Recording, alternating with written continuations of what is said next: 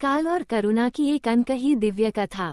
आज मैं आप सबको एक ऐसी कथा सुनाने जा रही हूँ जो न किसी पुराण में लिखी है, न किसी ग्रंथ में मिलती है, पर कहते हैं ये कथा हृदय से हृदय तक जाती है।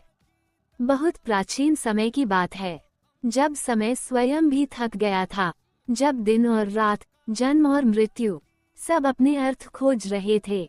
उसी समय इस धरती पर एक स्त्री जन्मी। उसका नाम था अनाहिता। अनाहिता न देवी थी, न साधारण मानव, वह थी कथा कहने वाली। उसकी वाणी में ऐसा प्रभाव था कि जब वह कथा कहती तो क्रोध शांत हो जाता और पत्थर जैसे हृदय भी पिघल जाते। एक दिन कालपुरुष स्वयं उसके द्वार पर आए। काल बोले, हे अनाहिता, आज का मनुष्य कथा नहीं सुनना चाहता, वह केवल परिणाम चाहता है। क्या अब करुणा व्यर्थ हो गई है? अनाहिता ने दीप जलाया और शांत स्वर में बोली, जब तक एक भी मन दुखी है तब तक कथा जीवित है।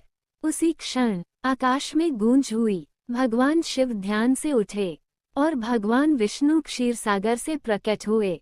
विष्णु जी ने पूछा, यदि रक्षक और संहारक दोनों मौन हो जाएं, तो संसार कैसे चलेगा? शिव जी ने कहा, और यदि करुणा समाप्त हो जाए तो मोक्ष किसे मिलेगा? अनाहिता मुस्कुराई और एक कथा सुनाने लगी।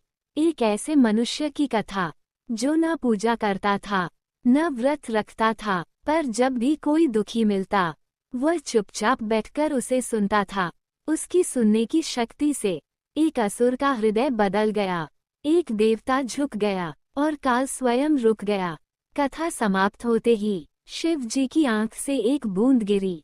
वह थी करुणा। विष्णु जी के हाथ से शंख गिरा, वह था स्मरण। कालपुरुष ने कहा, जब तक कोई सुनने वाला है तब तक समय भी मानव का शत्रु नहीं बन सकता। अनाहिता उसी क्षण अदृश्य हो गई। कहते हैं, आज भी जब कोई स्त्री दीपक के सामने बैठकर मन से कथा सुनाती है तो अनाहिता उसी की वाणी में जीवित हो उठती है।